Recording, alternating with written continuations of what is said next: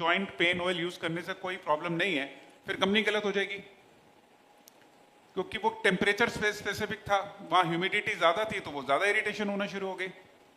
तो आप जब अपना पोस्ट डालें उस पर आप ये लिख लें कि ये मेरा पर्सनल ओपिनियन है। हाँ, जो मेडिकल फ्रेटर्निटी के हमारे यहाँ पे लोग हैं उनको तो लिखना ही पड़ेगा कि वो किस ओपिनियन में किस पोजीशन पे लिख रहे हैं। और अगर कोई अपना ये भी साथ में रिव्यू डाल रहा है कि मुझे ये इतने मंथ में इतना रिजल्ट मिला, तो वो दिखा सकते हैं मेरा ओपिनियन है या मेरा रिव्यू है या मेरा पर्सनल ओपिनियन है कि मुझे इससे इतने टाइम में इतना रिजल्ट मिला। हाँ। तो वो ये शब्द ऐड करके डाल सकता है। हाँ।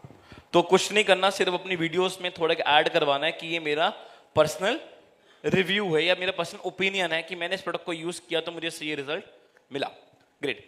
राहुल सर, जब हमारी पूरी कम्युनिटी है या कोई भी पर्सन होता है, जब वो नया नया डायरेक्ट सेलिंग में जुड़ता है और जब वो मार्केट में जाता है, तो मार्केट में क्वेश्चन आता है कि सही कंपनी और गलत कंपनी दोनों में क्या पहचान है।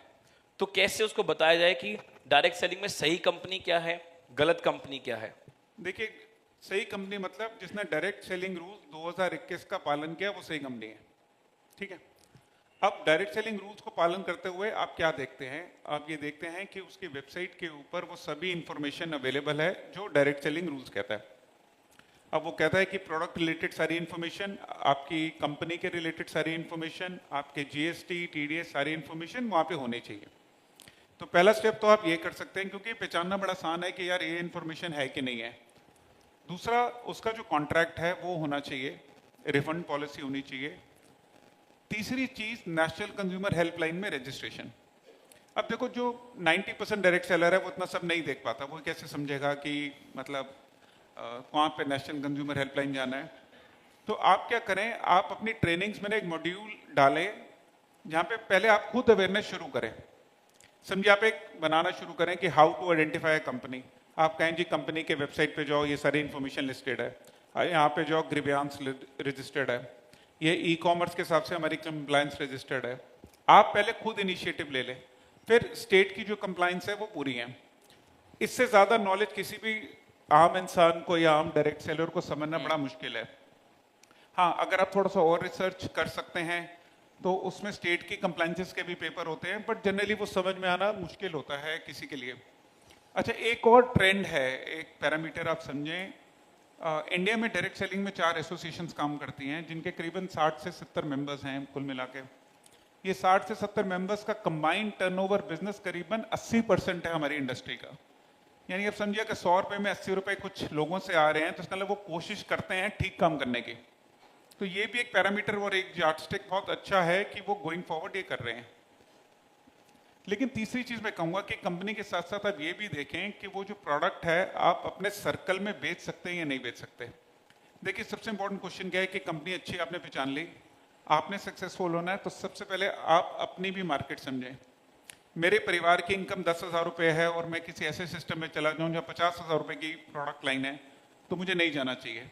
मेजर डिस्कनेक्ट वहां से आना शुरू होता है। कंपनी भी अच्छी होगी, प्रोडक्ट भी अच्छा है, पर मेरे लिए अच्छा है कि नहीं, ये तीसरा क्वेश्चन होना चाहिए। मेरे नियर एंड डियर, मेरा जो बैकग्राउंड है फैमिली का, वो भी मैच होना चाहिए। तो मेरे हिसाब से 3 चीजें करें, वेबसाइट का, एनसीएच का, स्टेट कंप्लायंसेस चेक करें और अपना खुद का बैकग्राउंड देखें कि वेदर वो जो प्रोडक्ट आप ले रहे हैं वो आप यूज कर पाएंगे नहीं कर पाएंगे, और अगर आप अपनी टीम नहीं बना पाते तो भी क्या प्रोडक्ट को यूज करने का बेनिफिट आपको मिलेगा। ये 3 पैरामीटर्स होने चाहिए सर। तो कुछ पैरामीटर्स जो हमारी वेबसाइट पे अवेलेबल होना चाहिए, और बहुत मैं प्राउडली इस बात को बोलूंगा कि ई बायोट्रिम सारे पैरामीटर्स पे आज खड़ा उतरता है। राहुल सर, एक तो क्वेश्चन मेरा ये भी था, जो आपने काफी हद तक चीजें क्लियर करी, क्योंकि आजकल देखते हैं मार्केट में बहुत ज्यादा लोग परेशान ज्यादा रहते हैं। हर डायरेक्ट सेलर एक ही क्वेश्चन को लेकर, क्रिप्टो, फॉरेक्स, रियल एस्टेट, क्योंकि ये सब लोग इसमें लेके आ गए हैं, और बहुत ज्यादा लोग मैन्युपुलेट भी इसमें होते हैं डायरेक्ट सेलिंग को लेकर भी, और इसके एक नाम जोड़ देते हैं कि डायरेक्ट सेलिंग तो है क्रिप्टो में। पर as per new Kerala government rules, तो मैं चाहूंगा लोगों को थोड़ा ये नॉलेज प्रॉपर और मिल जाए कि गवर्नमेंट क्या एक्शन ले रही है डायरेक्ट सेलिंग में, क्रिप्टो ट्रेडिंग, फॉरेक्स या इसकी रियल एस्टेट की, और ये जो परेशानी है लोगों की, ये मिनिमाइज कैसे की जाए। देखिए, क्रिप्टो में काफ़ी परेशानी तो रही, क्योंकि क्रिप्टो में क्लैरिटी नहीं आ पा रही थी कि वो एक्चुअली इंडस्ट्री मूव किस तरीके से कर रही है। अब उसको गवर्नमेंट ने एक वर्चुअल डिजिटल एसेट की तरह कंसिडर करती है। अब देखिए, डायरेक्ट सेलिंग का बिजनेस इस बात पे निर्धारित है कि क्या प्रोडक्ट और सर्विस है। अब क्रिप्टो जो है आप उसे ऐसे समझें, वो रुपए का फॉर्म है। जैसे आप बैंक में एफडी करते हैं या आप समझिए डॉलर या पाउंड लेते हैं, उसी तरीके से एक रुपये का कन्वर्सेशन होता है, यानी कि सेल नहीं होता। जैसे मैं बैंक में अगर 10,000 रुपए की एफडी खोलता हूं तो कोई बैंक में सेल नहीं हुआ 10,000 रुपए का ना, वो तो रुपए ने शेप चेंज करता है। अब जब सेल ही नहीं हुआ तो कमीशन किस बात का। तो यहीं से सारी प्रॉब्लम शुरू होती है जो क्रिप्टो इंडस्ट्री की है। अब क्योंकि वो लोग वर्चुअल ऑफिस में काम करते हैं, इंडिया से बाहर काम करते हैं, रुपीस नहीं लेते, वॉलेट चला देते हैं, ऑनलाइन पेमेंट्स ले लेते हैं, तो उनका जो फ्रॉड है वो बढ़ता जा रहा था। अब केरल सरकार ने कह दिया, एक तो ये लिख के दे दिया कि किसी तरीके की कंपनी अब नहीं काम कर सकते। दूसरा, एक प्लेटफॉर्म और भी है जहां पे आप उनसे पूछ भी सकते हैं कि सर ये फला फला कंपनी है जो ये कर रही है, उसको कंप्लेन भी की जा सकती है क्रिप्टो की। ओके। तो ये भी एक प्लस है कि ये बताना कि ये गलत है। देखिए, एक आम इंसान के लिए ना सीता और गीता सेम ही है, वो कैसे पहचानेगा कि ये कौन सी वाली हेमा मालिनी है। तो उसके लिए ना ये फ्रॉड और जेन्युइन प्रोडक्ट बेस्ड कंपनी में ज्यादा फर्क समझ में नहीं आता है। तो उनको फर्क समझाने के लिए आपको बताना ही पड़ता है कि सर ये सरकार का रूल है, ये सरकार में आप जा सकते हैं। तो यहां से आपकी अंडरस्टैंडिंग क्लियर हो जानी चाहिए कि कोई आपसे कहे कि क्रिप्टो हिंदुस्तान में लीगल है, वर्ल्ड में लीगल है, उसमें एमएलएम लीगल है, उसको कहे कि भाई भारत सरकार के 2016 से लेके आज 2025 आ गया, कुछ नहीं तो करीबन 1000 पेपर छपे होंगे डायरेक्ट सेलिंग के ऊपर। कोई तो एक वर्ड लिखा होगा कहीं पे, कोई एक छोटा शब्द कहीं तो लिखा होगा कि हाँ जी ये क्रिप्टो में डायरेक्ट सेलिंग अलाउड है। कह रहा भाई दिखा दे यार। वो एक क्वेश्चन आपको उनसे जरूर पूछना चाहिए, क्योंकि वो सब कुछ करते हैं सिवाय इस बात को आंसर देने के। वो आपको यूट्यूब के वीडियो दिखा देंगे, लिंक्डइन की फोटो दिखा देंगे, बड़े बड़े प्रधानमंत्रियों के साथ फोटो दिखा देंगे, क्रिप्टो का ये हो रहा है वो हो रहा है। कुछ लोग हमारे भारत सरकार के प्रतिनिधियों का नाम ले लेते हैं, बट वो सब फ्रॉड है। अच्छा, आप ना थोड़ा प्रैक्टिकली सोचो। जिस बंदे ने, मुझसे एक बच्चा मिला, वो 22-23 साल का बच्चा था, उसने मुझसे कहा कि क्रिप्टो का बड़ा फ्यूचर है। तो मैंने उससे पूछा कि फ्यूचर क्यों है। कह रहे इसमें बहुत पैसा है। तो मैंने कहा बहुत पैसा कमाने के बाद तू क्या करेगा। तो मैं कह रहा मैं दुनिया घूमूंगा। मैंने कहा और। कह रहा गाड़ी बंगला लूंगा, सबसे मिलूंगा, पेरेंट्स के साथ पार्टी करूंगा, गर्लफ्रेंड को घुमाऊंगा। ओके। तो मैंने कहा अभी क्रिप्टो में सबसे अमीर बंदा कौन है। कह रहा ये तो मैंने देखा नहीं। मैंने कहा भाई जिस रास्ते में चलना है उसका एंड रिजल्ट तो पता कर लो। तो मैंने कहा चलो एक प्रैक्टिकली मान लेते हैं कि जिसने क्रिप्टो बनाया होगा वही सबसे अमीर होगा, वही जो भी होगा, हमने तो देखा नहीं। तो कहता हाँ। तो मैंने कहा देखो वो बंदा कौन होगा ये तो मुझे भी नहीं पता। मैंने कहा देखो ऐसा बंदा जिसको टाइम मैगजीन ने अवार्ड दे दिया बिना देखे, ऐसा बंदा जिसको दुनिया में समझो तो अगर नोबेल प्राइज भी मिल जाए बड़ी बात नहीं है, पर वो बंदा है कहां कि उसने इतना कमा लिया कि उसको फिर भी सबसे मुंह छुपाना पड़ रहा है। और वो ये भी जानता है कि 170 देशों की पुलिस उसके पीछे है। वो जिस दिन बाहर मिल गया हर देश उसको 6-6 महीने के लिए अपने पास रखेगा।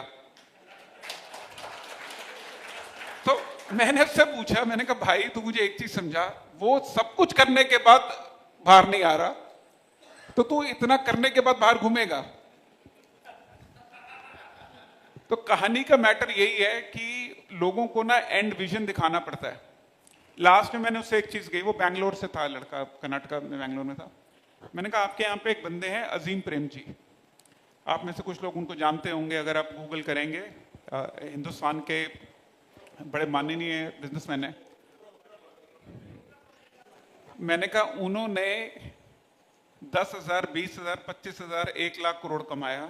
वो फिलंथ्रॉपी भी करते हैं, वो घर पे भी रहते हैं, दुनिया में भी मिलते हैं, वो सबका ध्यान भी रखते हैं, मिलते हैं। उन्होंने बहुत क्रिप्टो वालों से ज्यादा पैसा कमाया। क्या उन्होंने ईमानदारी में पैसा नहीं कमाया? क्वेश्चन ये है कि हमारे बच्चों को, हमारे लोगों को सही एग्जाम्पल नहीं मिल रहे। वरना लोग क्रिप्टो में क्यों जा रहे हैं? क्योंकि एग्जाम्पल सही नहीं है। अगर आप उन्हें ये बता दें कि सबसे सक्सेसफुल बंदा भी कहीं नजर नहीं आ रहा और हमारे यहाँ पे एक एवरेज बिजनेसमैन भी यहाँ तक नजर आ रहे हैं। मैंने कहा इंडिया में भी किसी ने क्रिप्टो चलाया तो वो भी कोई अजीम प्रेम जी के लेवल का बिजनेसमैन कहां बन पाया आज तक।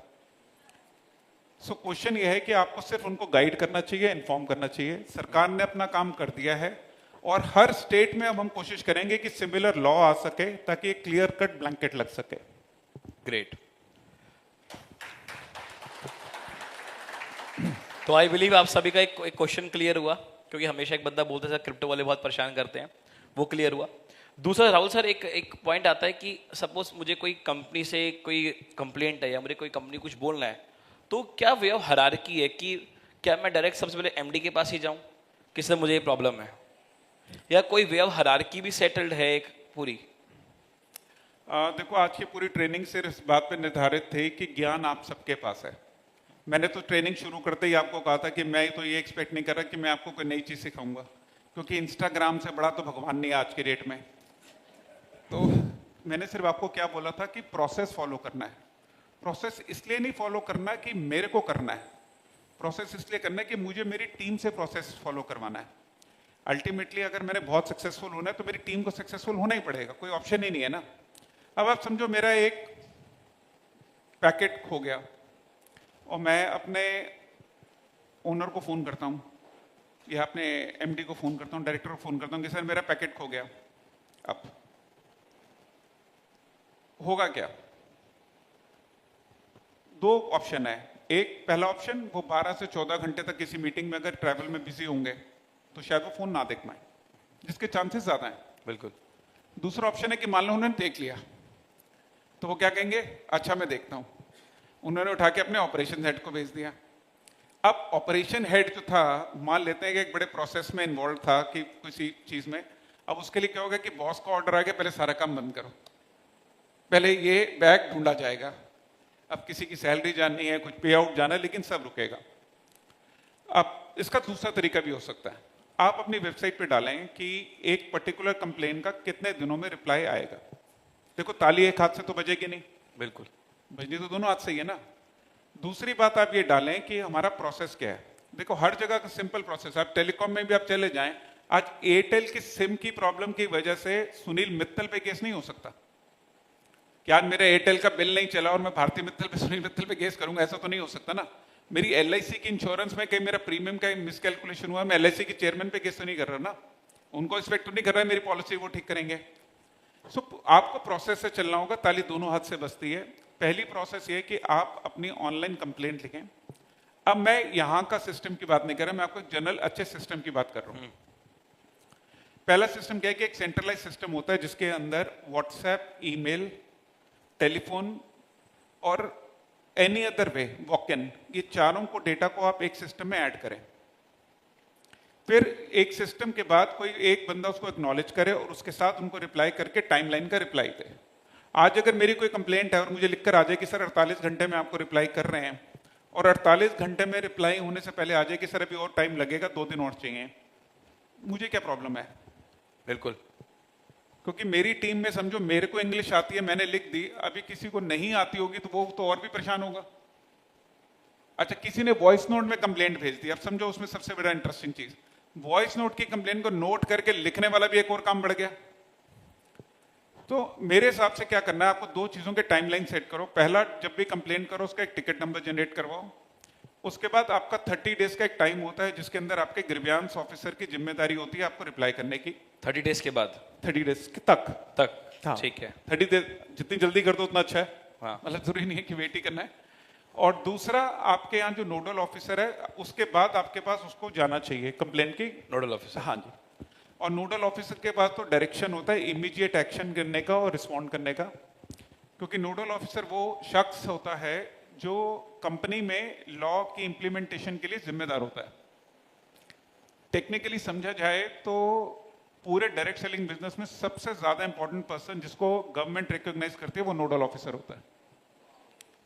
तो आपका जो नोडल ऑफिसर है वो सबसे इंपॉर्टेंट पर्सन है रिस्पॉन्ड करने के लिए, और वो लास्ट लाइन ऑफ कम्युनिकेशन होता है। हमारे को एक्चुअली टेक्निकली मैनेजमेंट से कोई लेना देना नहीं होता। हमारा भी आने का पर्पस या लॉ का पर्पस सब कुछ इस बात पर निर्धारित होता है कि नोडल ऑफिसर जो है वो काम करे। और उसके बाद आप एमडी पर जाओ, फिर हाँ नहीं जी। हुआ। उसके बाद एमडी के पास जाओ, कुछ नहीं हुआ। जाने की जरूरत ही क्या है? नहीं, देखो 1%। मतलब मेरे हिसाब से तो देखो जाने की जरूरत नहीं है। देखो, क्योंकि एमडी या मैनेजमेंट के जो लोग होते हैं, जो टॉप एमडीज होते हैं, वो जनरली ओके, 1 मिनट में लेता हूं समझाने के लिए। प्लीज। किसी भी कंपनी को चलाने के लिए आपके 8 या 10 डिपार्टमेंट होते हैं, sales, marketing, IT, logistic, finance, ठीक है, जनरली, देन लीगली। मैनेजमेंट जो सीनियर मैनेजमेंट होती है वो 2 या 3 फंक्शन ही करती है। और सबसे इंपॉर्टेंट फंक्शन किसी भी कंपनी में क्या होता है? सेल्स, भाई सेल्स है तो चलेगा, और टेक्निकली हम सब सेलू ही हैं, क्योंकि हम में से कोई ऐसा तो है नहीं। सो अब मैं जिसकी वजह से जिस कंपनी में जुड़ रहा हूं और मैं उस इंसान को वो काम नहीं करने दे रहा हूं, तो मेरे को अल्टीमेटली इम्पैक्ट मेरे पे ही आएगा। बिल्कुल। सो आई वुड सजेस्ट कि nodal officer is the last line, और नोडल ऑफिसर को तो आपको रिप्लाई करना ही पड़ेगा।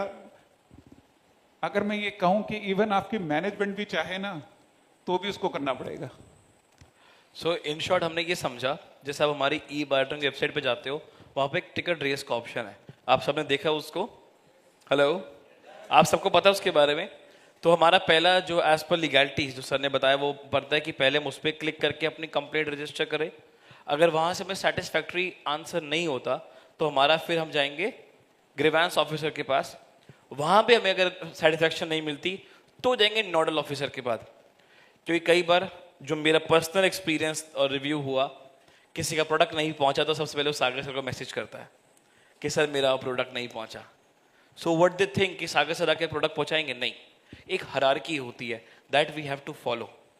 तो पहले हमें टिकट रेस करनी है, फिर हमें ग्रीवेंस ऑफिसर को जाना है, और वो सब चीज़ें हमारी वेबसाइट के ऊपर अवेलेबल है इजीली, तो वहाँ जाके देख सकते हैं। Rahul sir, as a direct selling का जो आज आपका एक इतना एक्सपीरियंस है, आपने शुरुआत एज अ डायरेक्ट सेलर किया और उसके बाद आप एक पूरी एक ऑर्गेनाइजेशन रन कर रहे हो जिसमें कई सारे मेंबर्स हैं जो एंटिटीज़ हैं। तो अगर एक कोई नया प्रोस्पेक्ट है हमारा या कोई नया बंदा है, उसको हम कैसे क्या दिखाएं, मतलब कि तेरा करियर या तेरा क्या फ्यूचर है इस इंडस्ट्री में, कैसे सिक्योर है तू यहाँ पे? कोई भी कॉर्पोरेट डायरेक्ट सेलिंग में क्यों आता है? सो डायरेक्ट सेलिंग का बिजनेस शुरू होता है जब आपके पास बहुत अच्छा प्रोडक्ट होता है, आपको डायरेक्ट सेलिंग करनी है। या कोई बड़ा कॉर्पोरेट होता है, वो कहता है कि जी मैं ऑलरेडी जनरल ट्रेड में हूँ, मॉडर्न ट्रेड में हूँ, और मैं ई कॉमर्स भी करता हूँ, मेरे को डायरेक्ट सेलिंग भी खोलना है। तो जैसे वर्ल्ड के बहुत सारे कॉर्पोरेट्स हैं, यूएस में, ब्राज़ील में, कोलंबिया में करते हैं। अब ये बिजनेस क्यों करते हैं? क्योंकि डायरेक्ट सेलिंग का बिजनेस एक बेनिफिट लेकर आता है जिसको कहते हैं कम्युनिटी, यानी कि हम एक क्लोज ग्रुप बन जाते हैं जिसमें हम एक दूसरे पे भरोसा करते हैं, बात सुनते हैं और एक प्रॉब्लम का सोल्यूशन देते हैं। आज अगर देखो सबसे फास्टेस्ट बिजनेस है वो ई कॉमर्स वाला है, जो अमेजोन में ये सब करते हैं। आज वो भी क्या कोशिश करते हैं कि वो अपने कस्टमर के बीच में कम्युनिटी बना सकें। सो जो चीज़ हम करते आ रहे हैं, अब वो कंपनियां वो करना शुरू कर रही हैं। नाउ इसका क्या मतलब हुआ कि जो मार्केटिंग का तरीका है उस पर बड़े सारे क्वेश्चन मार्क है। सो जितने भी D2C मॉडल की कंपनीज इंडिया में ऑपरेट करती हैं, आप सबको पता होगा, उन सब की जो बैलेंस शीट है बहुत स्ट्रगल में है।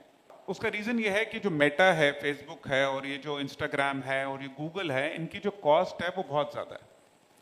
सो अब अल्टीमेटली उस कॉस्ट से बचने के लिए जितने ब्रांड हैं D2C के, जिनको आप देखते हैं ऑनलाइन एक वेबसाइट खड़ी करते थे, शैम्पू बेच रहे हैं, फेसबुक पे ऐड डाल डाल के जो बेच रहे हैं, असल में उनके लिए कस्टमर लाने की कॉस्ट बहुत ज्यादा है।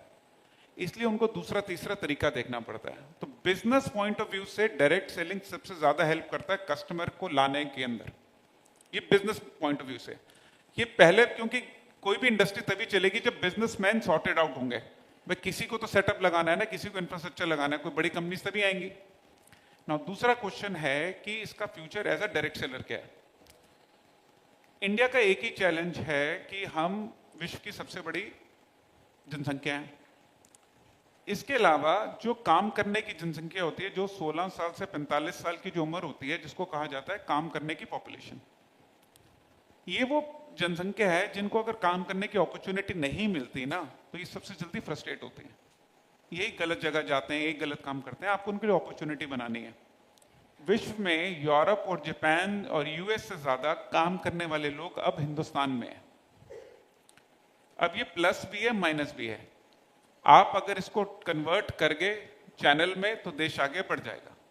आपने कन्वर्ट नहीं किया तो यही देश वो होते हैं जो आपस में अराजकता फैलाते हैं, लड़ते रहते हैं, आपस में किसी ना किसी बहाने पे लड़ाई होती रहती है। अब इनको आपने एम्प्लॉयमेंट देना है। अब एक एम्प्लॉयमेंट जनरेशन हिंदुस्तान में, क्या दुनिया में, बहुत बड़ा चैलेंज है। किसी को आप एम्प्लॉयमेंट कैसे देंगे? तो आपको उनको स्वरोजगार या सेल्फ एम्प्लॉयमेंट की तरफ लेके जाना है। उसके लिए आपका स्किल डेवलपमेंट मिनिस्ट्री है, आपका एजुकेशन मिनिस्ट्री है, जो उनके स्किल्स को बढ़ाता है। यानी कि अगर आप 12वीं पास हैं, आपको नौकरी के लिए बनाना है, तो उसके लिए भी सरकार को ट्रेन करना है। अब आपके पास नौकरी है, लेकिन एक बड़ी नौकरी पे जाना है, फिर एजुकेशन स्किल की कमी है, फिर सरकार को आपको ट्रेन करना है। तो हो क्या रहा है कि किसी को जॉब लायक बनाने के लिए भी ना जो ट्रेनिंग के खर्चा सरकार को करना पड़ रहा है वो भी बहुत ज्यादा है। अगर मैं आपको एक एग्जांपल दूं तो एक पर्टिकुलर स्कीम थी जिसके अंदर करीबन 250 लोगों को ट्रेन करने के लिए करीबन 350 करोड़ रुपए सरकार का खर्च हुआ। अब कैलकुलेट करना कितना पैसा पर कैंडिडेट खर्च हुआ। तो ये समझो जो स्किल डेवलपमेंट की स्कीम्स भी होती है ना, वो किसी को एम्पावर करना बड़ा टफ होता है। इसलिए इस बिजनेस का प्रोविजन है, पहला क्वालिटी प्रोडक्ट लोगों तक पहुंच जाए, दूसरा सेल्फ एम्प्लॉयमेंट, तीसरा लास्ट माइल डिलीवरी। हिंदुस्तान का जो स्ट्रक्चर है ना वो ऐसा है कि यहाँ पे ना हर जगह कुरियर चिट्ठी पत्री नहीं पहुंचती। अब लद्दाख में माल जाना है या राजस्थान माल जाना है या अरुणाचल माल जाना है, इसमें बहुत लॉजिस्टिक्स के इश्यूज आते हैं। आप तो यहाँ पे लोग कंपनी चलाते हैं, बट जनरली अगर आप कहीं पे भी जाएंगे बहुत टफ इशू है। डायरेक्ट सेलर वो जंगलों में भी माल ले जाते हैं, गाँव में देहात में भी माल को सप्लाई कर देते हैं। मैं कुछ डायरेक्ट सेलर्स को जानता था जो गोरखपुर से पडरौना की तरफ जाते हैं, तो सिवान से पहले गांव था, एक नदी दो नदी क्रॉस करके सामान देने जाते थे। मैं लद्दाख में एक लड़की से मिला, वो 7 किलोमीटर पैदल जाती थी शॉपी से सामान लेने के लिए। And this was in month of September की मैं बात कर रहा हूँ। तो मैं उस लड़की से पूछा कि आप रोज 7 किलोमीटर अप डाउन कैसे करते हो? कह रही नहीं सर, 7 किलोमीटर एक साइड है। तो मैंने कहा कुछ बस मिलती है? कह रही हाँ, वो जब मैं पहुंच जाती हूँ उसी जगह पे बस मिलती है, तो 7 किलोमीटर पैदल चलना पड़ता है। अब समझो ये जो प्रॉब्लम्स है ना, जो ये सब यही इंडस्ट्री सॉल्व कर सकती है। तो इस इंडस्ट्री का future government wise, industry wise बहुत सॉर्टेड आउट है। सिर्फ इसमें एक प्रॉब्लम है जो हमें करनी है, वो ये है कि इसमें से झूठ जो है ना वो निकालना है और इसको साफ करना है बस। बिल्कुल। एक लास्ट क्वेश्चन लूंगा, फिर हम ऑडियंस से क्वेश्चन लेंगे। सर, कंपनी क्लेम नहीं कर रही प्रोडक्ट के ऊपर किसी भी डिजीज या कोई भी चीज को लेकर, क्लेमिंग नहीं यूज कर रहे, बट अगर कोई भी डिस्ट्रीब्यूटर है, अगर वो एक पैम्पलेट बना के प्रमोट कर रहा है कि 100% pain relief, 100% get result in the diabetes और एनी अदर वन, क्लेमिंग आ रहा है, तो उस पे डिस्ट्रीब्यूटर के ऊपर क्या एक्शन लेगी गवर्नमेंट, एक पर्सन के ऊपर जो एक क्लेम कर रहा है, कंपनी नहीं कर रही? इसको दो तरीकों से देखना पड़ेगा प्रतीक, प्लीज। डायरेक्ट सेलर होता कौन है? अब आप मेरी नजर से देखो तो डायरेक्ट सेलर एक ऐसा इंसान है कि जिसके पास एक्चुअली कुछ नहीं होता, वो सिर्फ एक उम्मीद, एक प्रोडक्ट के ऊपर स्टोरी बिल्ड करके सब कुछ बिल्ड करता है। तो यानी कि अगर उसको बिल्ड करने के लिए मैंने टूल्स नहीं दिए तो फिर तो कोई तो टूल वो बनाएगा। और ये बहुत अमेजिंग स्किल होता है डायरेक्ट सेलर्स का कि वो कहीं से भी बिजनेस शुरू कर लेते हैं। तो मेरा ये मानना है कि पहले तो आपको ठीक चीज हमें उनको देनी पड़ेगी जो भी है।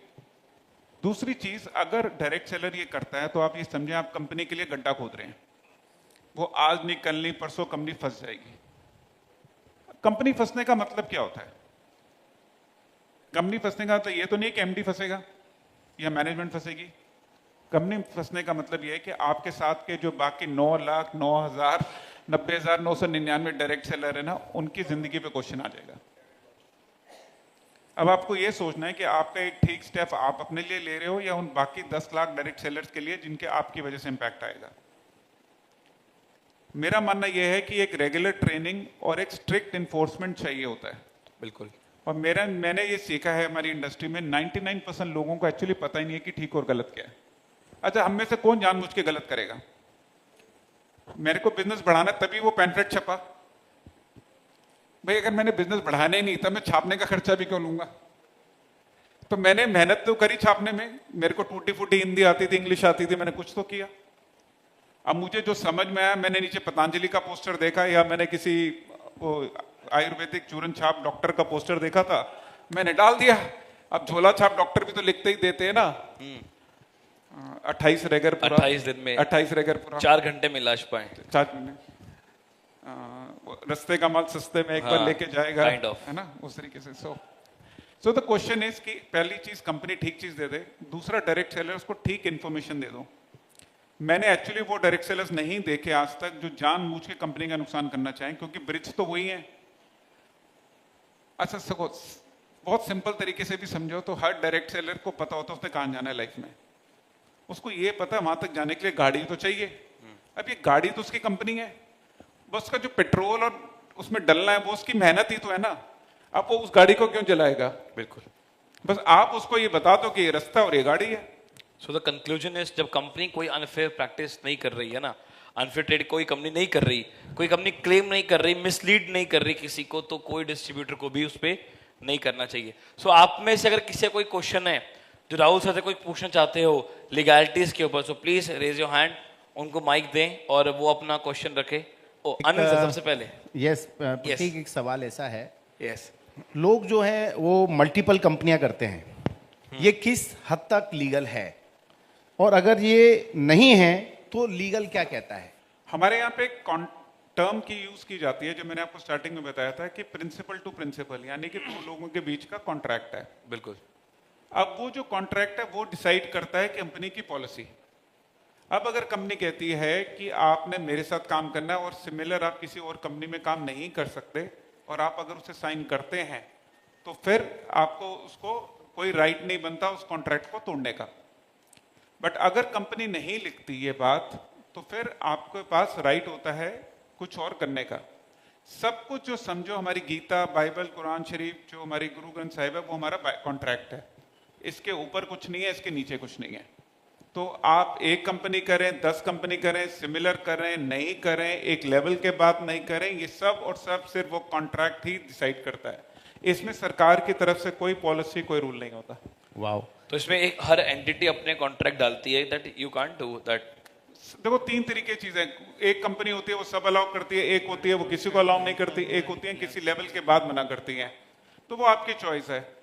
जनरली ओवर कॉन्फिडेंट कंपनी जिनके प्रोडक्ट डुप्लीकेशन नहीं होते, जिनके यूनिक प्रोडक्ट होते हैं, वो ये सब चीजों में टेंशन ही नहीं लेती। एक और बहुत कॉमन समस्या आती है जब मार्केट में हम लोगों से बात करते हैं, तो एक IDSA, Indian direct selling association है, लोग उसमें हमसे पूछते हैं आप इसमें रजिस्टर्ड हैं? हाँ, IDSA, FDSA। हाँ, तो इसमें रजिस्ट्रेशन है, तो क्या उसमें रजिस्ट्रेशन होना लीगली जरूरी है, और अगर नहीं है तो क्या इसमें नुकसान हो सकता है? देखिए पहली बात समझिए, एक ही जगह है हिंदुस्तान में जहां पे आपको नजर आना चाहिए, जिसके पेपर पूरे होने चाहिए, वो है भारत सरकार। उसके ऊपर, उसके नीचे, उसके दाएं बाएं कुछ नहीं है। ठीक है, पहली लाइन। अब दूसरा क्वेश्चन आता है कि जो ट्रेड एसोसिएशंस हैं, अब हिंदुस्तान में 4 ट्रेड एसोसिएशंस हैं। IDSA जिनका आपने नाम लिया वो सबसे पुराने हैं और सबसे बड़े हैं, और उन्होंने बहुत कुछ इंडस्ट्री के लिए किया है। ऐसे बाकी 3 एसोसिएशंस भी हैं जिन्होंने अपना पूरा सपोर्ट दिया है सरकार के साथ काम करने के लिए।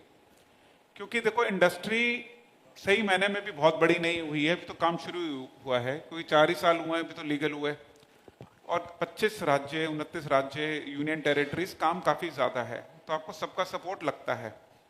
तो IDSA में रजिस्टर होने से आप डायरेक्ट सेलिंग कर सकते हैं या नहीं कर सकते हैं, ये कोई क्वेश्चन ही नहीं है, ये एग्जिस्ट ही नहीं करता। क्योंकि अगर देखो तो उसमें सिर्फ 18 कंपनी है, तो इसका मतलब ये हो गया तो बाकी हिंदुस्तान में जो 300 कंपनी है वो क्या हो गई। तो ना ही वो IDSA ऐसा क्लेम करता है, ना ही वो कभी ऐसी बात करते हैं, कोई एसोसिएशन ऐसी बात नहीं करता। वो सब ये कहते हैं कि सर आप कहीं पे भी हो ठीक काम करें, और अगर आपके पास रिसोर्सेज हैं, टाइम है, और आप एक लेवल पे आ चुके हैं, तो आपको इंडस्ट्री को वापस देना चाहिए। आज आप अपना बिजनेस बिल्ड कर रहे हैं तो आप नहीं भी हमारे पार्ट तो कोई बात नहीं, बट अगर हाँ आपको लगता है कि आपके पास टाइम है तो आपको आना चाहिए। जैसे आप लोगों में से कई मंदिर की सेवा करते होंगे, मंदिर के पुजारी भी यही कहते हैं कि जी अगर अभी तो पहले अपना घर चला लो, होगा टाइम तो हमारी सेवा पे आ जाना। उसी तरीके से ये एसोसिएशन भी काम करती है, तो उसमें registration is not important, but association एक सपोर्टिंग रोल तो बहुत प्ले करती है। Sir I think more than supporting. Yes. Actually में तो देखो जो वो करती हैं वो किसी को पता ही नहीं होता। बिल्कुल। सही मायने में तो समझो कि आग लगी हो और लोगों के साथ वो इंफॉर्मेशन शेयर करें तो आग बढ़ जाएगी। अब उस आग के ऊपर कंबल डालना है या उसके ऊपर पानी डालना है, वो जिसने आग लगानी हो, जिसने सपोर्ट करना है, ये उसका पर्सनल मैटर है। तो बहुत सारी चीजें आपको नहीं कभी पता चलेंगी और नहीं पता भी नहीं चलनी चाहिए, एक पार्ट ऑफ द प्रोसेस है। आप जो कर रहे हैं आप उसमें एक्सेल हैं, जो एसोसिएशन हैं वो अपना काम कर रही हैं, बस। मेरा एक क्वेश्चन ये है, पूछिए सर। मेरा कहने का ये कि एक तो हमारा जो प्रूव प्रोडक्ट यूज करे, इसके लिए हम लोग जब जापान लाइफ में थे तो उसमें एक ऐसी सिस्टम थी कि कोई भी प्रोडक्ट हमारी परचेस करे ना, उसके पहले उसका ब्लड रिपोर्ट करवाना कंपलसरी था। ऐसा कुछ कंपनी करे तो क्या है, वो एविडेंस भी दिखेगा, कोई गलत ब्लेम भी नहीं कर पाएगा हम पर।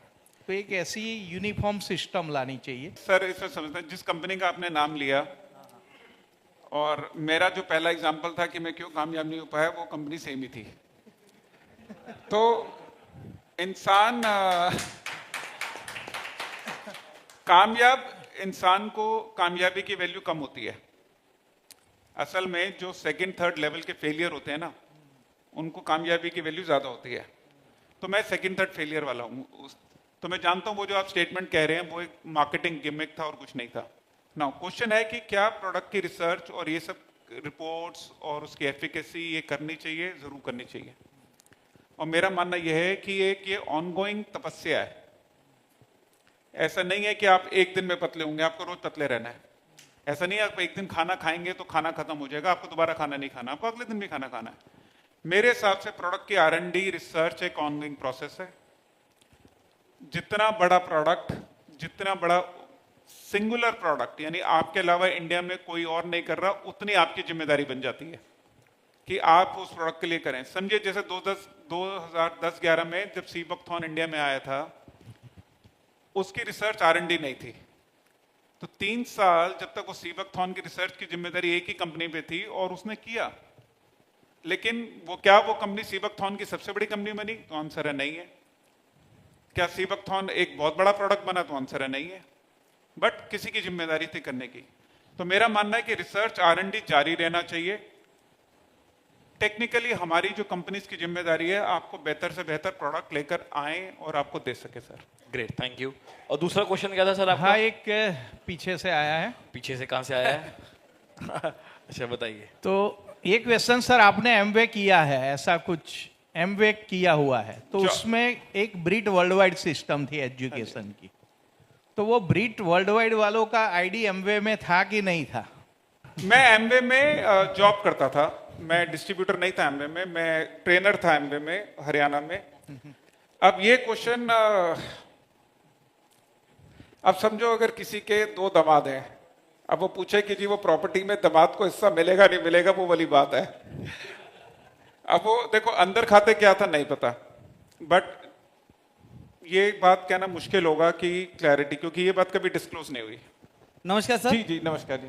मेरा नाम दत्ता प्रकाश पोरे हो। मैं सांगली से बिलोंग कर रहा हूँ और परमेश्वर बोपी सर उनके टीम से हूँ। सर हमें ये जो हमारा मैग्नेटिक थेरेपी है जो वो क्या करते हैं हम कि शाला स्कूल कॉलेजेस बैंक वगैरह होता है, वो सोशल वर्क हम कर रहे हैं सभी तरफ। उसका कुल गवर्नमेंट का रूल है क्या कि इस तरह से हम उनके तरफ जा सकते हैं? यानी कि एग्जांपल हम पुलिस स्टेशन में जाना चाहते हैं, लेकिन उनको जाने के पहले उनको कुछ लेटर वगैरह देना, उसका कुछ लीगली प्रोसेस होती है क्या? ओके, आपसे ज्यादा तो मेरे को लगता है मैंने सुन लिया था, प्रतीक कुछ और सुन रहा था। उनका कहना यह है कि हम अगर ऐसी जगह जाकर के काम करना चाहते हैं तो हम क्या कर सकते हैं लीगली? कोई इसमें इलीगल तो नहीं है? देखिए अगर आप पुलिस स्टेशन में, स्कूलों में, कॉलेजों में। देखिए मैं इसका जवाब देता हूँ आपको। अगर आप कोई भी स्कूल कॉलेज कहीं भी जाते हैं तो एक परमिशन लेटर लगता है उस स्कूल का, उस कॉलेज का, कि हम आपके यहाँ पे आके एक प्रोग्राम कंडक्ट करना चाहते हैं, अपनी प्रमोशन, तो आप वहाँ पे उनसे देके रिसीविंग मिलती है तो आप जाके प्रमोट कर सकते हैं। सर यही है। सपोज मुझे स्कूल में जाना है तो मैं उनसे परमिशन लूंगा ना कि मैं आ सकता नहीं आ सकता, सिंपल। अगर आपको परमिशन मिल गई तो ठीक है। और सर देखिए हम परमिशन लेके ही जाएंगे, ये तो है नहीं कि स्कूल चल रहा है हम पहुंच गए और जाके मीटिंग शुरू कर दी, तो परमिशन जरूरी है। यस बिल्कुल। सर प्रतीक सर ने जैसे आपको फर्स्ट सवाल पूछा था, अभी टीवी में, न्यूज़पेपर में, पिक्चर में बहुत सारी एडवर्टाइजमेंट आती है, हीरो हीरोइन एक्टर्स सब एडवर्टाइजमेंट करते हैं, तेल की एडवर्टाइजमेंट करते हैं, शैम्पूज की एडवर्टाइजमेंट करते हैं, जबकि वो कोई प्रोडक्ट यूज़ नहीं करती है। ओके, उसके बावजूद वो एडवर्टाइजमेंट करती है। और आपने जैसे बताया कि जिन्होंने यूज़ किया है उनको रिजल्ट आया है, वो अपना रिजल्ट प्रमोट नहीं कर सकते, यानी उनको ये अपना बताना पड़ेगा कि मैंने यूज़ किया, ये मेरा ओपिनियन है। ऐसा डिफरेंसेस क्यों है? ऐसा मुझे डिफरेंसेस लॉ में क्यों है? समझ। अच्छा ओके, जैसे आपने कहा कि कोई टीवी मॉडल ने ऐड करी कि मैंने शैम्पू यूज किया, मुझे डैंड्रफ नहीं हुआ, अब अगर आप उस ऐड को ध्यान से देखेंगे, उस पर 2 स्टार लिखे हुए नीचे आते हैं, ये एंटी डैंड्रफ का टेस्ट 6 महीने में इतने लोगों के साथ किया गया। सो हुआ क्या, कंपनी की इंफॉर्मेशन को उस मॉडल पे फिल्माया गया, बट उसने वही बोला जो उसने नहीं बोलना था। उसने तो यूज भी नहीं किया होगा शैम्पू, है ना, बट उसने वही बोला जो एक्चुअल में कंपनी वो स्टार डाल के आपको ऐड में लिखती है। तो अगर आप वो ऐड सीरियसली देखेंगे, उसमें ये लिखा हुआ आता है। यस सर मैं आपको एक बात बताता हूँ, अभी राहुल सर का एक ट्रेनिंग प्रोग्राम था जिसमें मैं था, आप सबको ही जान के पता होना चाहिए आपको, जितने भी एंडोर्समेंट होते हैं ना, उसको लेकर डेली बेसिस पे कितने सारे कंज्यूमर्स के अफेयर्स पे कितने सारे केसेस जाते हैं। सर वही था जो हमने देखा था, क्योंकि आज हम कहीं भी कोई प्रोडक्ट को यूज करते हैं, जैसे हम एक केचप का एग्जांपल लेते हैं, उसमें लिखा होता है कि we are using pure tomato ketchup. आप देखियोगे ना आपके घर में टमाटो आती है, प्योर टमाटो केचप, अगर आप उसको थोड़ा फ्लिप करो तो पीछे लिखा हुआ है pure tomato is our trademark, we are not using any tomato, we are using a puree. ये होता है। आप बिस्किट्स को खा लो जिसमें लिखा होता है 100% व्हीट बिस्किट, ये 100% जो बोल रहे हैं व्हीट बिस्किट बोल रहे हैं, 100% टमाटो केचप बोल रहे हैं। अगर आप उसको थोड़ा बैक करके देखो, उसमें लिखा होता है this is a trademark, we are not using wheat, we are not using the tomato, we are using the puree. वो सिर्फ एक मार्केटिंग का है, बट वो साथ में क्लेम भी कर रहे हैं कि हम ये चीजें नहीं कर रहे, और उस पर काफी सारे एक्शन लिए गए अभी रिसेंटली, और कई सारी पैकेजिंग चेंज भी हुई। इसलिए डिटॉल भी कहता है कि वी आर 99% जम्स किल कर रहे, ना कि 100%। यस नेक्स्ट मेरा नाम नरेंद्र है, सांगली से बिलोंग करता हूँ। तो Britt World Wide actually Amway में ज्वाइन थे, वो 2 ही ग्रुप था, डस्टर एगर और बीट वर्ल्ड का 2 ही। तो मेरा एक कहना है कि जो MLM या नेटवर्क मार्केटिंग कंपनी रहती है, तो उनका ही एजुकेशन सिस्टम चलता है क्या, वो इन्वॉल्व हो सकते हैं क्या, उसमें एजुकेशन सिस्टम साथ चला सकते हैं क्या? 2 क्वेश्चन है आपके, एक एजुकेशन सिस्टम और एक इन्वॉल्व होना। हाँ ओके, एजुकेशन सिस्टम देखिए जनरली 2 तरीके से होता है, एक होता है कंपनी का एजुकेशन सिस्टम और एक होता है नेटवर्क का एजुकेशन सिस्टम। जैसे एमवे में आप समझे तो एक प्रोडक्ट ट्रेनर जो थे वो कंपनी के थे, जैसे मैं स्टेट ट्रेनर था तो मैं कंपनी के रोल में था। तो हमारा एक रोल होता है सेल्स ट्रेनिंग देने का, प्रोडक्ट ट्रेनिंग देने का, और फिर न्यूट्रलाइट की ट्रेनिंग या डेली की ट्रेनिंग देने का एक प्रोसेस था। दूसरा था कि जो नेटवर्क की ट्रेनिंग थी, जो ब्रिट वर्ल्ड वाइड नेटवर्क ये सब करते थे। तो लीडरशिप ट्रेनिंग या कंपनी ट्रेनिंग आप चूज कर सकते हैं कि किसकी क्या स्ट्रेंथ है, वो उसके हिसाब से आप डिवाइड कर सकते हैं। जनरली प्रोडक्ट ट्रेनिंग कंपनी रख लेती है, ऑपरेशन की ट्रेनिंग, आईडी कैसे लगनी है, स्ट्रक्चर कैसे लगना है, ये सब कंपनी दे देती है। बिजनेस की ट्रेनिंग जनरली नेटवर्क अपनी साइड ले लेता है ना। दूसरा क्वेश्चन है कि क्या वो बिजनेस में इन्वॉल्व हो सकते हैं। ना बहुत सिंपल सा क्वेश्चन है, इसके ऊपर कोई रूल नहीं है, ये डिपेंड करता है उस कॉन्ट्रैक्ट के ऊपर जो कंपनी की पॉलिसी है। अगर कंपनी की पॉलिसी कहती है कि आप कर सकते हो तो कोई प्रॉब्लम नहीं है, अगर वो कहते नहीं कर सकते तो कोई प्रॉब्लम। क्योंकि हमारे सांगली में 2002 को एक बड़ा केस हुआ था, तो हमने स्टेडियम में 25,000 लोगों का प्रोग्राम किया था सर। तो मीडिया वालों ने हम पे केस डाला था, 12 लोग थे हम, तो 12 लोगों का दूसरे दिन पेपर में फोटो के साथ तो उनका सब का आर्टिकल आया था, तो उसका हिसाब सब लगाया गया, तो 25-30 लाख रुपए इकट्ठा हुए और एमवे लेके भाग गई, या एमवे ले लूटा है लोगों को, या कंपनी के ऊपर ब्लेम हुआ था। तो उस टाइम बची थी इसी वक्त के, उसी वजह से कि वो बीट वाइल्ड ने काम लिया था, बीट वाइल्ड का सिस्टम उधर सेमिनार ले रहा था। तो एक ही वर्ड पे हमारा केस सॉल्व होगा, क्योंकि हमारे ऊपर 1 कोटी, हमने ऊपर उल्टा उन पे 1 कोटी का अब्रू निस्कान दावा जो बोलते हैं, तो उनको ठोका था। पर वो 3 महीना वो लगातार वो पेपर न्यूज चला रहा था। देखो उसमें आप समझो कि 2021 या 2019 तक मैं 2019 पे आता हूँ। 2019 तक लॉ नहीं था डायरेक्ट सेलिंग का, तो आप एमवे थे या आप कहीं पे भी फ्रॉड वाली कंपनी थे, हम दोनों बराबर थे। तो हम में और किसी चूरन वाली बेचने वाली कंपनी में कोई फर्क नहीं था। हम पे केस सब पे एक ही बनता था, मनी लॉन्ड्रिंग का या मनी सर्कुलेशन का। मैं डेली बेच के पैसे कमा रहा था या मैं कुछ और बेच के पैसे कमा रहा था। मैं तभी आपको कह रहा था कि मैं जब 99 में ज्वाइन करने गया था तब मुझे बोला गया था कि अगले महीने लीगल हो जाएगा, तो मुझे तो 20 साल वेट करने पड़े। सो आपका एक्सपीरियंस जो है कि वो ब्रिट वर्ल्ड वाइड करने से प्रोटेक्शन मिलेगा या एजुकेशन सिस्टम से कुछ कहानी घूमती है, तो ऐसा कुछ नहीं है। जब आप गलत काम करते हैं फिर आप कुछ भी करें तो सब गलत है, और जब आप ठीक काम करते हैं ना, फिर एक नाम, एक जगह, एक एड्रेस से भी आप ठीक हैं। फिर बिल्कुल। ठीक सर, थैंक यू सर। और वैसे भी सर Thank हमारे you, यहाँ तो thank हर you. लीडर अपने एजुकेशन सिस्टम चला ही रहा है, कोई सुबह बोल रहा है, कोई शाम को मीटिंग कर रहा है। और किसी का कोई क्वेश्चन? नमस्कार, मेरा नाम महेश जोंजड़ है, मैं थाने से हूँ। मेरा सवाल ये है कि हम एज ए डायरेक्ट सेलर काम करते एक रॉयल्टी इनकम जनरेट करने के लिए, तो मान लो कि 4-5 साल काम करने के बाद में जो जिसको जितना चाहिए उसको अगर मिलता है और वो वहाँ से मतलब रिटायर होना चाहता है, और वो केस में अगर कंपनी उसका आईडी टर्मिनेट कर देती है, क्योंकि जब रजिस्टर करते हैं तो वहाँ पे ऐसे होता है ना कि company can terminate anybody's ID any time. तो अगर उसने बिजनेस खड़ा किया है, उसको रॉयल्टी आ रही है, उसके बाद में वो रिटायर होना चाहता है और अगर कंपनी उसका आईडी टर्मिनेट करती है तो क्या किया जाए? देखिए, जो ये प्रोसेस है जिसके अंदर मान लेते हैं कि एक रोल है, रिस्पॉन्सिबिलिटी है और एक एक्शन है। अब इसका रिजल्ट जो है वो एक्चुअली आपका कॉन्ट्रैक्ट ही डिसाइड करता है। अब इसके जो टर्मिनेशन है, सस्पेंशन है, रिवोक करना है, उसको नोटिस देना है, ये सारे प्रोसेसेस जो हैं आपका कॉन्ट्रैक्ट डिसाइड करता है। इसमें क्योंकि दो लोगों के बीच का एग्रीमेंट है, इसके अंदर upline, downline, retirement, move out करना, ये सब कोई पैरामीटर गवर्नमेंट की तरफ से नहीं होते। सो आपको ये समझना चाहिए कि आपका कॉन्ट्रैक्ट में क्या लिखा हुआ है और आप उसको अगर एक्सेप्ट करते हैं तो वो चलना चाहिए। इसके अलावा इसका और कोई सोल्यूशन नहीं होता सर। हेलो सर, पूछो। मेरा क्वेश्चन ये है कि अगर हम लोग जब भी लोगों को अप्रोच करते हैं, ठीक है, तो भले वो पैम्पलेट से हो या फिर सोशल मीडिया पोस्ट से हो या फिर पेड एड रन करेंगे हम लोग, अगर उसमें हम लोग दावा नहीं करते, क्लेम नहीं करते कोई चीज़ का कि देयर इज अपॉर्चुनिटी, और जहाँ पे हम लोग लिखते हैं कि हाँ कि रिजल्ट्स में very with respect to health और वेल्थ के हिसाब से भी, अगर हम लोग वैसा कुछ लिखते हैं जिसमें हम लोग क्लेम नहीं कर रहे, तो is it possible to do? I think best way to do it, तो जनरली क्या है, if you look at the global giants, they are adopting this technique only. क्योंकि जो आज की जनरेशन है, हमारी जनरेशन थी कि हम मिले बगैर किसी को ज्वाइन नहीं कराते थे, आज की जनरेशन मिलती ही नहीं है, वो ज्वाइन कराती है, मिलना पड़े तो उनको चैलेंज आता है।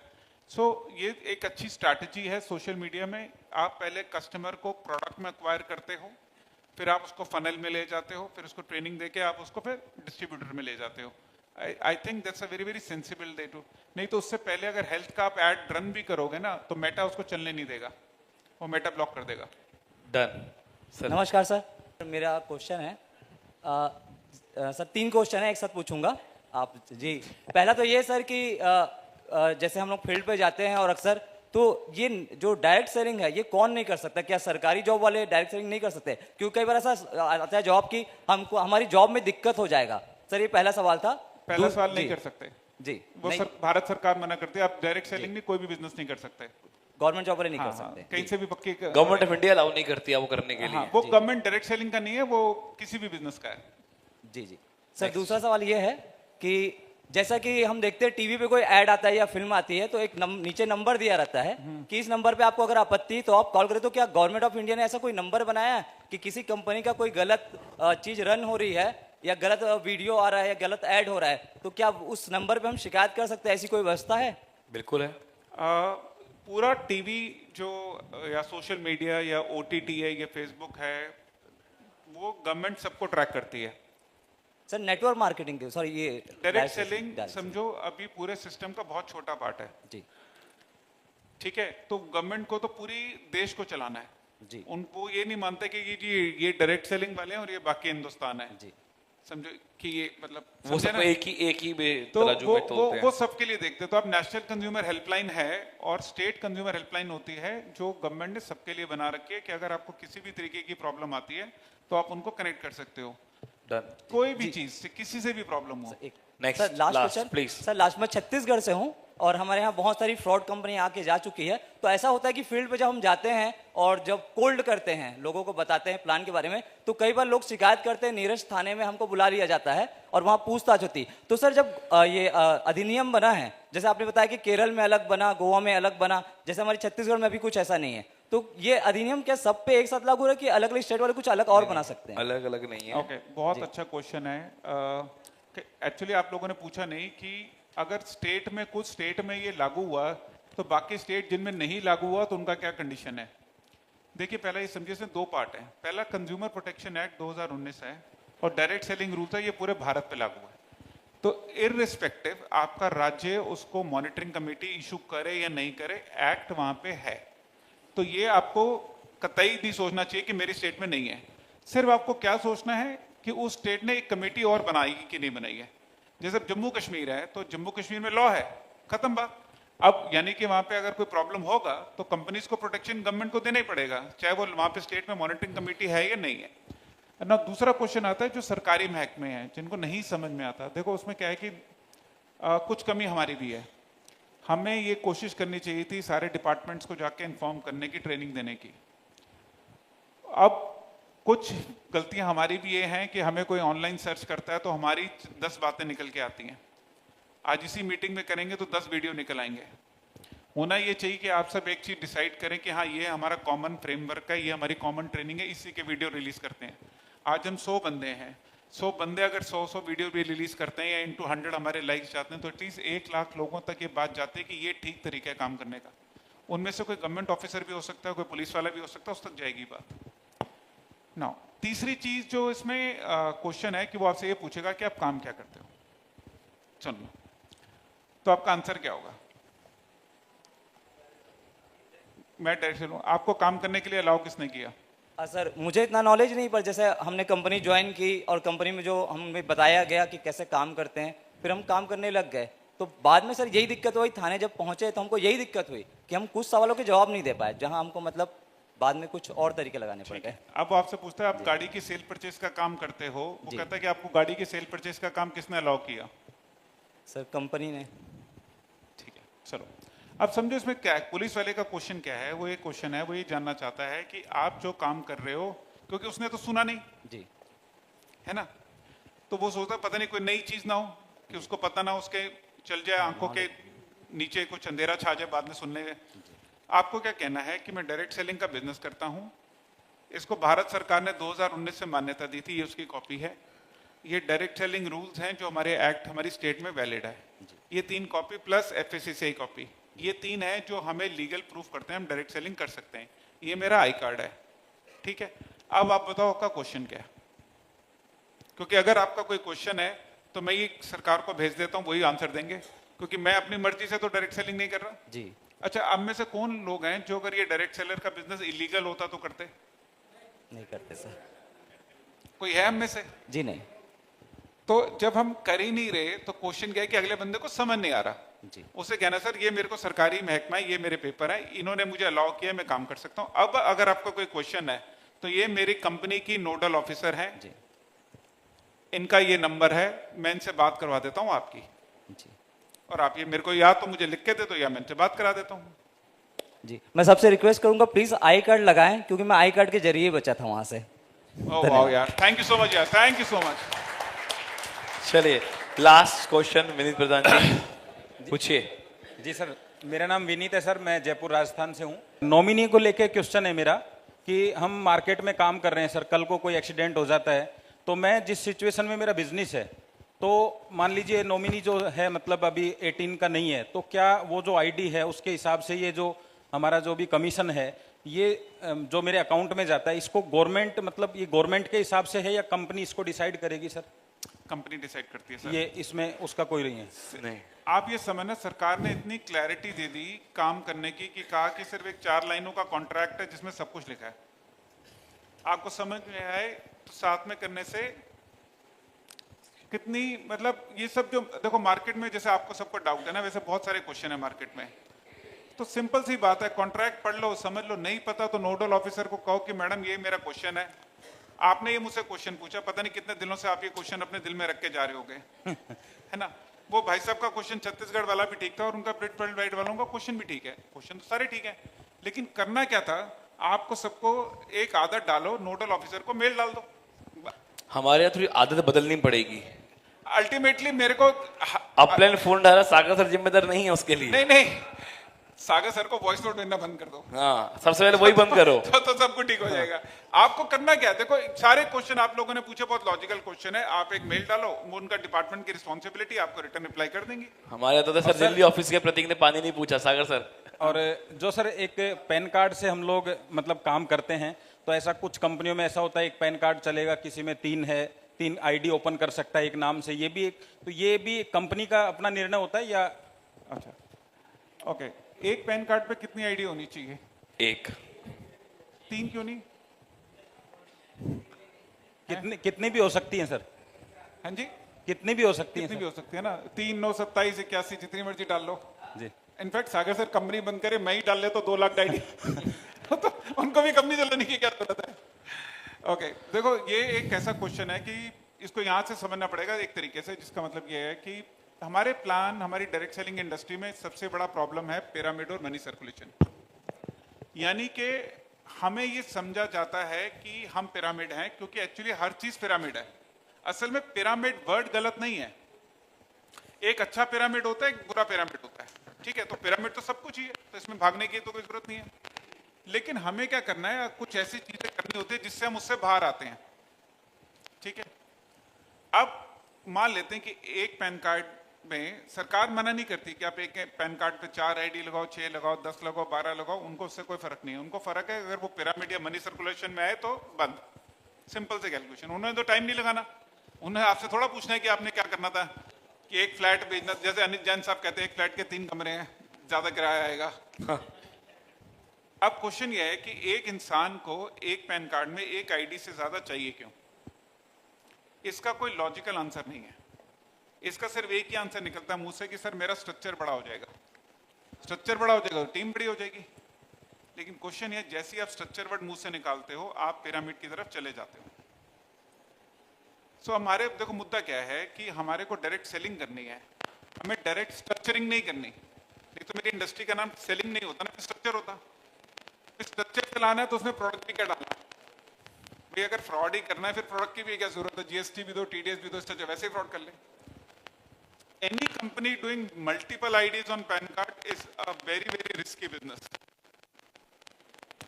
जुनाली मैडम कुछ कहना चाहती हैं? Yes. Madam. Basically, I would like to add to the person who asked question कि हमारी थोड़ा माइक थोड़ा। कंपनी की अगर कुछ गलत बातें हैं तो हम कहाँ पे, कोई नेशनल हेल्पलाइन नंबर है क्या कि हम वहाँ पे रिपोर्ट करें? उसी के लिए एक सिस्टम बनाए ना, hierarchy. They should report to the company.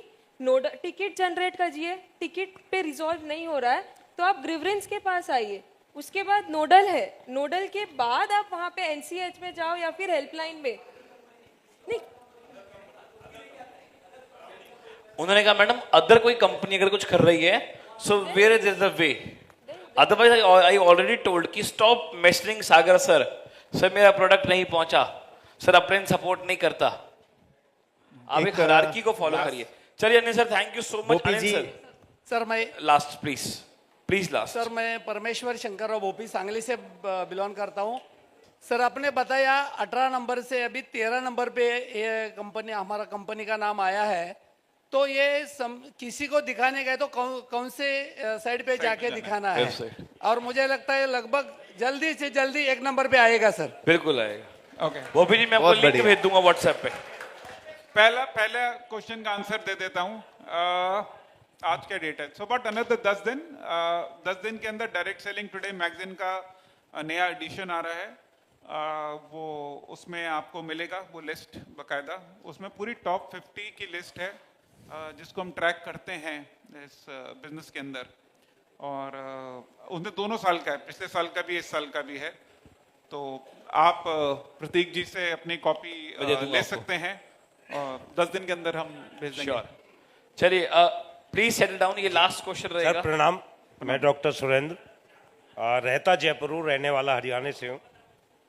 आपने बताया कि जो प्रोफेशनल लोग हैं, डॉक्टर्स है ना, सीएज या एडवोकेट्स, यदि वो प्लीज शांति, यदि कंपनी में पर्सनल उनका इंटरेस्ट है यानी कि इन्वॉल्व है, तो ज्यादा चीजों को हाईलाइट नहीं कर सकते। सर ज्यादा नहीं, देखिए आप डॉक्टर हैं ये सच रहेगा, समझिए आप लॉयर हैं ये सच है। Yes. आपकी फ्री एडवाइस भी लॉयर ही मानी जाएगी। आप Yes. किसी को सलाह दे देंगे वो भी मानी जाएगी। जी। आप किसी को कह देंगे कि तूने बीमार है तो नींबू स्लाइड खा ले, वो मानी जाएगी। Yes. तो ये प्रोफेशनल लोगों के साथ डेकोरम है।